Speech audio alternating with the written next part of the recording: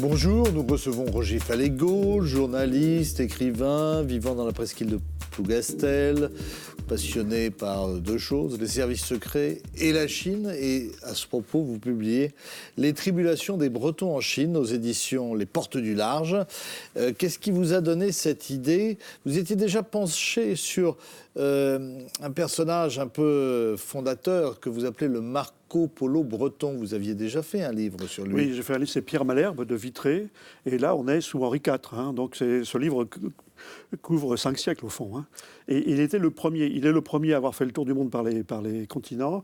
Il est le premier breton et premier français, en fait, à nous avoir rapporté un témoignage de son passage là-bas. Il n'a pas été très longtemps, il a été quelques mois, mais enfin, il nous rapporte des détails, des anecdotes savoureuses. Et donc les Bretons voyageurs, puisqu'ils ne le sont pas tous, mais il y en a beaucoup, ont abordé la Chine et depuis cette époque, en fait. Tout à fait. Alors évidemment, au départ, il n'y en a pas beaucoup, mais au siècle suivant, par exemple, on a une délégation de jésuites qui vont voir l'empereur de Chine, Kangxi, et la délégation est dirigée par 2 Bretons.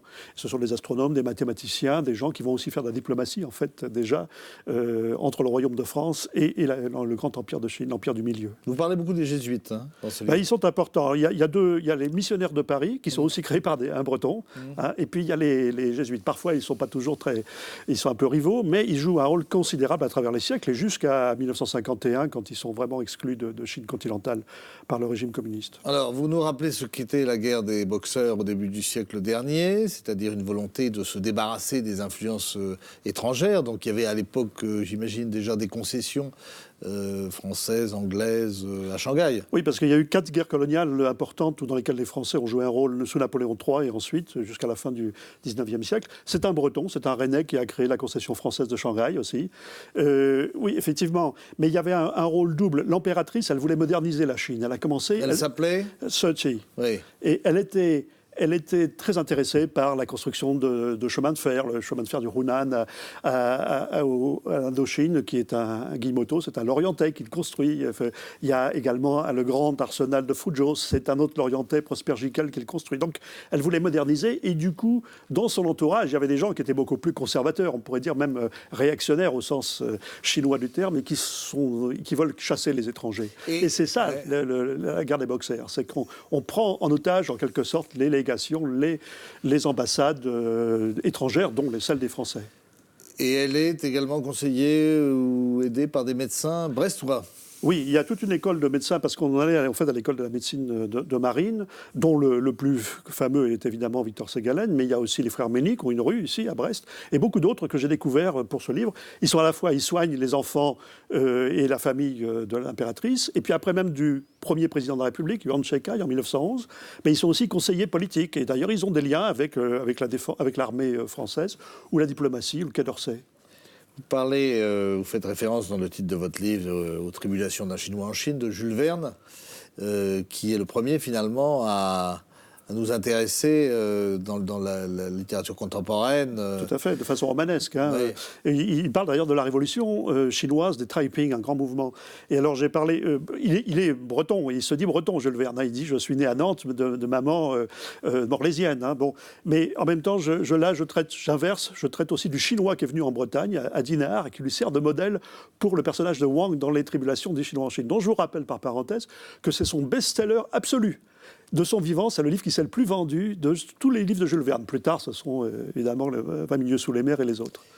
Alors, il y a un côté indomptable chez les Bretons, qui sont dans le fond un peu des missi-dominici, des conseillers, etc., dans la Chine ancienne. Il y a un prêtre qui s'appelle Auguste Kerouanton, qui a été envoyé à Shangjing en avril 1947, qui sera interné en 1951, mais qui jamais ne baissera la tête. Et je ne sais pas d'ailleurs comment il termine, mais...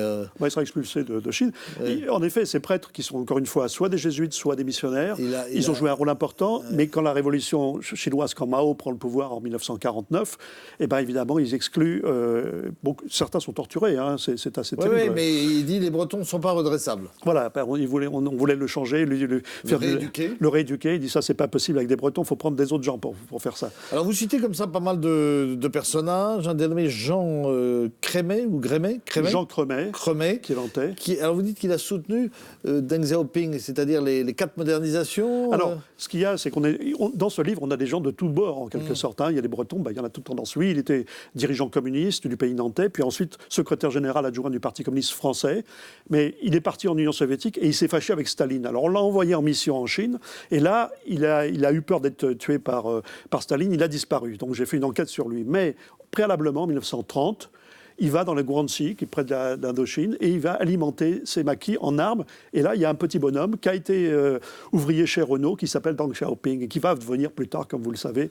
et donc il devient proche. Oui, il devient proche. Mais après, il part, et d'ailleurs, il part avec André Malraux, dont il va influencer la création, le livre la condition humaine. Mais il y a quand même un sacré talent des Bretons pour se mettre dans les cercles du pouvoir. En quelque sorte, et oui. D'ailleurs, on aurait peut-être besoin aujourd'hui de ces réseaux. Est-ce qu'ils ont subsisté, d'ailleurs? Alors aujourd'hui, oui, sur le plan économique, il y a un certain nombre de réseaux. Il y a le réseau Zhong-Bresse, avec Zhong, c'est le pays du milieu, Zhong, Chine-Bretagne, Caire Shanghai, qui est déjà, dans les années 30, il y avait les incorruptibles, les policiers bretons de la concession française. Ah oui, vous parlez d'un inspecteur Berthier. Oui. Ah ben oui, ils ont créé, on leur a demandé de virer, c'est passé l'expression, la mafia, la bande verte et l'opium, le trafic d'opium dans Shanghai.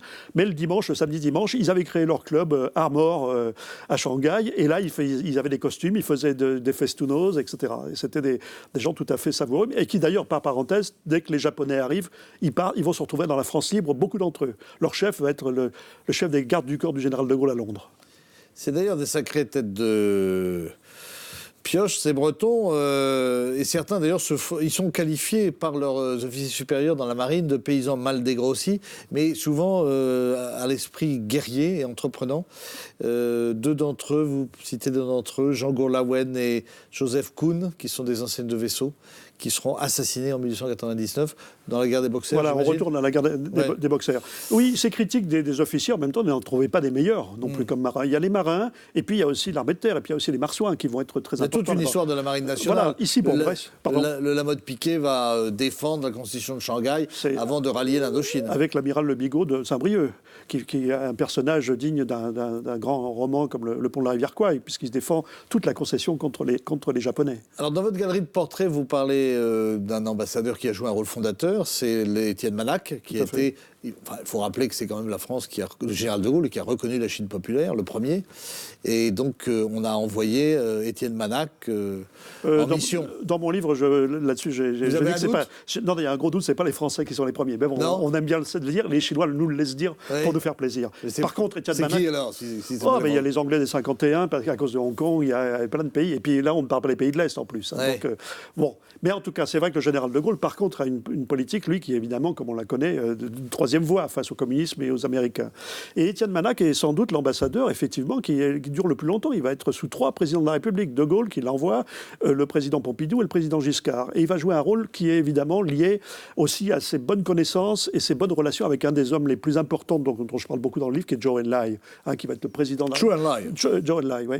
Qui va être le Premier ministre, ministre des Affaires étrangères, et qui a toujours été lié en quelque sorte avec les Européens, depuis même l'époque où il a créé le Parti communiste chinois. Il jouera un rôle important dans le rapprochement entre les États-Unis et la Chine. Tout à fait. Les accords entre Nixon et... Absolument. Et qui a protégé aussi beaucoup de gens pendant la terrible révolution culturelle, y compris le père de Xi Jinping, l'actuel président. Alors, on dit souvent que les Chinois ne sont pas expansionnistes, et pourtant ils semblent démontrer le contraire aujourd'hui avec leur projet de nouvelle route de la soie. Oui, alors on le dit sur le plan militaire, si vous voulez, parce que c'est vrai qu'ils sont bons, à part le Tibet quand même, et la Mongolie, et puis quand même et le Xinjiang où il y a les Ouïghours, et malgré tout. Mais c'est vrai, et ça c'est extrêmement intéressant, c'est ce double, un peu en quelque sorte, cette double attitude qui fait qu'aujourd'hui, la création de réseaux bretons ou autres est considérablement importante, mais aussi avec une certaine méfiance, naturellement, sur le plan économique et stratégique. Mais je rappelle, et ça c'est le fondamental dans mon livre, si vous voulez, ce que je trouve très important à dire, c'est que les Bretons, à travers ces 5 siècles, jouent un rôle absolument considérable dans l'armature de la présence française en Asie et particulièrement en Chine. Alors, comme les Écossais. Prenons un exemple, un nouvel exemple. Vous parlez d'un monsieur cinéma à Hong Kong qui s'appelle Georges Le Bigot. Alors d'abord, quel rôle a-t-il joué? Et aujourd'hui, vous-même, comment vous percevez ces événements de Hong Kong? Alors, Ça, c'est deux choses. Hein. Deux choses différentes. Le Bigot, c'est un ancien policier parmi ces incorruptibles dont j'ai parlé tout à l'heure, dans les années 30, dans la concession de Shanghai. Après la guerre mondiale, il a cette idée, parce qu'il se passionnait pour le cinéma, hein, c'est un gars de Guingamp, hein, plutôt. Et il a l'idée de faire venir le cinéma chinois et japonais, y compris Kurosawa, en Europe, et à l'inverse, le cinéma français là-bas. Il va même produire Hiroshima, mon amour. Vous voyez, bon. Mais, donc voilà, c'est des personnages qui sont des liens importants sur le plan culturel. Alors, forcément, Hong Kong avait l'habitude d'être aussi une plate tournante d'ouverture économique, culturelle. Comment ça va se finir, cette affaire, à votre avis ? Je pense que le Parti communiste chinois essaye de laisser pourrir la situation en espérant ne pas avoir à intervenir, parce qu'ils se rendent très bien compte que c'est très mauvais. D'autant plus qu'ils ont envie de préserver les Européens et nous-mêmes, et je dirais, et les Français et les Bretons. Leur image est importante. Est importante, surtout si on veut faire une alliance comme ils sont en train de le faire, sur des plans très importants, stratégiques, sur l'économie et sur le climat. Et sur le climat, y compris peut-être aussi avec les Russes. Comment Emmanuel Macron était récemment en Chine ? Comment ils le perçoivent, à votre avis ? Je pense qu'ils se disent, au fond, les Européens, et là, pour l'instant, dans ce cas-là, c'est le président Macron qui représente les Européens, hein, font finalement peut-être front commun, ils pourront faire front commun avec nous de la même façon que les Européens ont fait front commun avec l'Union soviétique contre le nazisme pendant la Deuxième Guerre mondiale. Front commun avec nous contre les États-Unis, contre le méchant Trump. Oui, mais j'irais au-delà, c'est même simplement pour la bataille du climat, contre le réchauffement climatique. Ils ont fait des efforts importants. Absolument. Et puis bon, malheureusement, ils sont en mesure de le faire parce qu'ils sont évidemment très rigides dans leur façon de concevoir les structures sociales, politico-sociales, etc. Donc, et le contrôle des populations, comme vous le savez. Il y a quand même aujourd'hui tout un débat sur le fait de savoir si finalement le modèle démocratique n'est pas un peu condamné, ou en tout cas sérieusement challengé par ces tyrannies qui, sur le plan économique, avance à grands pas. Bien sûr, mais je pense qu'il y aura la Turquie, la Chine... Mais ils seront obligés de faire un certain nombre de concessions aussi dans ce domaine-là, si vous voulez, s'ils veulent avoir cette espèce de lien, d'alliance économico-stratégique avec l'Europe, avec la Russie, et même une Amérique peut-être apaisée. Parce que Dieu sait ce qui passera après. Alors, dernière chose, votre livre fourmille d'anecdotes, il y a de très belles iconographies, des photos, des documents, etc. Il y a des personnages inattendus. Il y en a un là que vous citez, André Bernicaud de Daoulas, qui vit toujours, qui lui finalement a été passionné par Victor Ségalen et par ses aventures chinoises. Oui, il dit « Je suis ségalénopode voilà. ». Moi, je ne suis pas un universitaire qui fait des thèses. Je vais sur le terrain, il a recherché partout les liens. Mais l'intérêt, c'est qu'il le fait depuis 1973, c'est-à-dire la révolution culturelle finit juste. Et il va suivre comme ça. Et à travers ce personnage, dans un chapitre, je raconte des tas d'anecdotes qui lui sont savoureuses, qui lui sont arrivées. Mais aussi, c'est une façon de montrer les mutations de la Chine, et petit à petit, comme par exemple la venue en Bretagne du premier président, Hua Guofeng, qui avait dit « Moi, je vais aller à Paris voir Giscard d'Estaing et la Bretagne. » Donc voilà, alors à travers... Il y a un tropisme partagé. Voilà. Et à travers André Bernicaud, on voit aussi cette mutation et l'ouverture de la Chine jusqu'à nos jours. Bon, c'est une façon, disons, assez savoureuse parce que c'est un personnage haut en couleur aussi. Merci Roger Falligot. Donc je vous conseille la lecture des Tribulations des Bretons en Chine aux éditions Les Ports du Large, qui ouvre une fenêtre un peu différente sur les relations franco-chinoises. Merci de votre attention. On se retrouve la semaine prochaine avec un nouvel invité sur TBO et TB Sud.